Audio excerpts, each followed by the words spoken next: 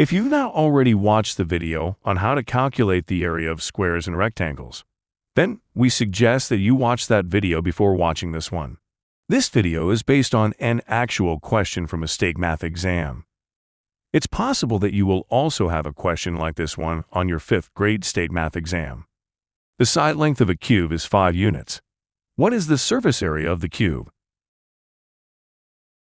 If we could unfold a cube like this and lay it flat, we would get a figure that we call a net.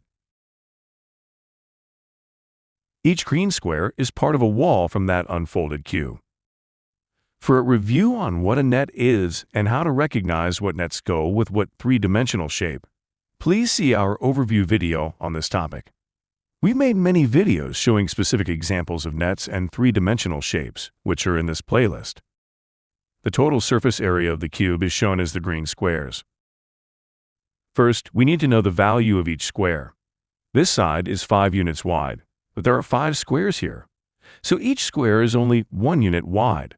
Likewise, this side is 5 units tall, but there are 5 squares here, so each square is only 1 unit tall. Each square is 1 unit wide and 1 unit tall. That tells us that each square has an area of 1 square unit. So the number of small squares equals the area in square units. When we count up all the squares, we get 150. So the area of this net is 150 square units. That tells us the surface area of the cube is 150 square units. 150 is a big number. We could make a mistake when counting that high.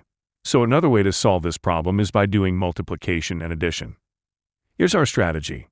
To begin with, we'll break this single large area into a square on top, a rectangle in the middle, and a square on the bottom. Next, we'll calculate the area of each shape. Finally, we'll add the areas of the shapes together, which will give us the total area. Let's start with the square on top.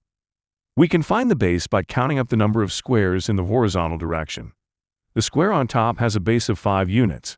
Likewise, we can find the height by counting the number of squares in the vertical direction, and we get a height of 5 units. To calculate the area of a rectangle or square, we do 3 steps. Step 1. Write out the formula. Area equals the base times the height. Step 2. Substitute the words with numbers. In this case, the base is 5 and the height is 5. Step 3. Do the calculation. 5 times 5 equals 25. So the area of the square on top is 25 square units. The middle shape is a rectangle. It has a base of 20 units and a height of 5 units. To calculate the area of a rectangle or square, we do 3 steps. Step 1. Write out the formula. Area equals the base times the height. Step 2. Substitute the words with numbers. In this case, the base is 20 and the height is 5. Step 3. Do the calculation. 20 times 5 equals 100. So the area of this rectangle is 100 square units. The bottom shape is a square. It has a base of 5 units and a height of 5 units. To calculate the area of a rectangle or square, we do 3 steps. Step 1. Write out the formula. Area equals the base times the height. Step 2. Substitute the words with numbers. In this case, the base is 5 and the height is 5. Step 3. Do the calculation. 5 times 5 equals 25. So the area of the square on bottom is 25 square units. To find the total area of this net, we add the area of each shape. 25 plus 100 plus 25 equals 150 square units. That's the same number we got when we counted all the squares. Choice C is correct. Thanks for your attention.